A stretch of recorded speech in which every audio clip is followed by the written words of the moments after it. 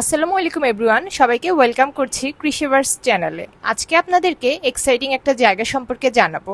এখানে আছে অ্যারোপ্লেন, অ্যাকুরিয়ামের মাছ সহ আরও অনেক ইন্টারেস্টিং জিনিসপত্র। মাত্র 50 টাকা দিয়ে টিকিট কেটে ঢুকে গেলাম বাংলাদেশ এয়ারফোর্স মিউজিয়ামে, যেখানে আমি দেখতে যাব অ্যাকুরিয়াম পার্ক। অ্যাকুরিয়ামের মাছ দেখার আগে এত বড় বড় প্লেন দেখে আমার চোখ আটকে গেল, তাই আমি চারপাশটা ঘুরে ঘুরে দেখছিলাম এখানে কি কি আছে। তারপর খুঁজতে খুঁজতে পেয়ে গেলাম সেই কাঙ্ক্ষিত অ্যাকুরিয়াম পার্ক। এটার সামনে একটা পান্ডা আমাদের গ্রিটিংস দিচ্ছিল। ছোট বাচ্চারা ওর সাথে দাঁড়িয়ে দাঁড়িয়ে ছবি তুলছিল, তাই আমিও একটা ছবি তুলে নিলাম। এই অ্যাকুরিয়াম পার্কে ঢুকতে কিন্তু আলাদা টিকিট কাটতে হয়। এখানকার টিকিট প্রাইস হলো পার পার্সন 100 টাকা করে। হাতে টিকিট নিয়ে আস্তে আস্তে সামনে যেতে লাগলাম সেই কাঙ্ক্ষিত মাছ আর ম্যাকাও পাখির খোঁজে। ভিতরে ঢুকে সবার আগে যেটা মনে হলো, জায়গাটা একটু খালি খালি। ওরা অ্যাকচুয়ালি এখানে আরো অনেক কিছু ইন্ট্রোডিউস করবে আস্তে আস্তে। ওদের ফেসবুক পেজে দেখলাম সামনে আরো অনেক কিছু আসছে, সো এটা আরো ইন্টারেস্টিং হবে। উইকেন্ডে যাওয়ার কারণে সেদিন আসলে অনেক বেশি ভিড় ছিল। আমি আপনাদের সাজেস্ট করব উইকেন্ডে না যাওয়ার জন্য। আপনারা উইকডেজে কোনো এক সময় বিকেলে যেতে পারেন। এখানে সেল পারপাসে কিছু অ্যাকুরিয়াম রাখার ছিল, আপনারা চাইলে এগুলো কিনে নিতে পারেন। ঢুকতেই দেখা পেয়ে গেলাম এই কিউট মাছটার। ওর কিন্তু ফেস একদম বেবি ফেস। সামনে ছিল আরো অনেক ধরনের সামুদ্রিক মাছ। সবাই ভিডিও ক্যাপচার করতে ব্যস্ত ছিল, কিন্তু মাছগুলোর পাশে অ্যাকচুয়ালি কোনো ডিটেলস লেখা ছিল না যে কোনটা কোন প্রজাতির মাছ। হয়তো ওরা পরে আস্তে আস্তে এসব অ্যাড করবে।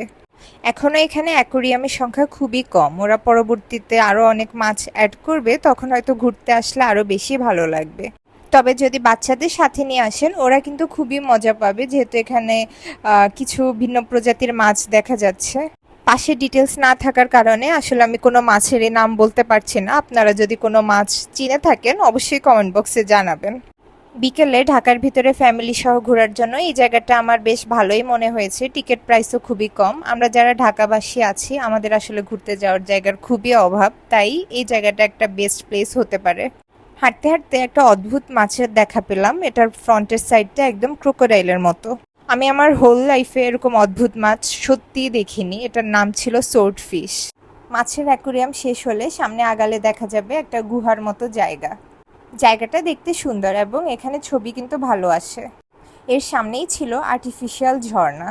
সবাই এখানে পিকচার তুলছিল, আর এখানকার যে সাউন্ড ছিল এটা খুবই সুদিং ছিল।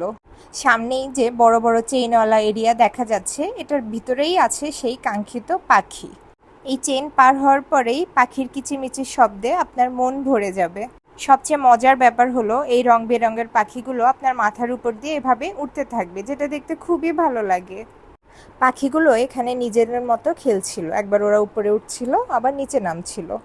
এবার আমি খুঁজছিলাম সেই কাঙ্ক্ষিত ম্যাকাও পাখি কোথায়, যেটার সাথে সবাই ছবি তোলে। অবশেষে আমি পেয়ে গেলাম সেই সুন্দর পাখিগুলোর দেখা। দেখে মনে হলো আল্লাহর সৃষ্টি কত সুন্দর, সুবহানাল্লাহ। সেদিন পাখিগুলো অসুস্থ থাকার কারণে আমি ছবি তুলতে পারিনি, তাই আমার একটু মন খারাপ ছিল।